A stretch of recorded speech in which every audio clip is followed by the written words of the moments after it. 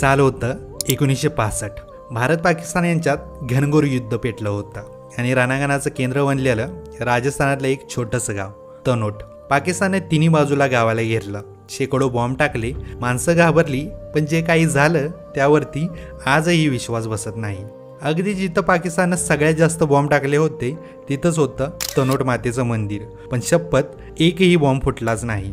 जवळपास 3000 पेक्षाही जास्त बॉम्ब त्या मंदिराच्या आसपास पडले होते, पण त्यातला एकही बॉम्ब फुटला नाही।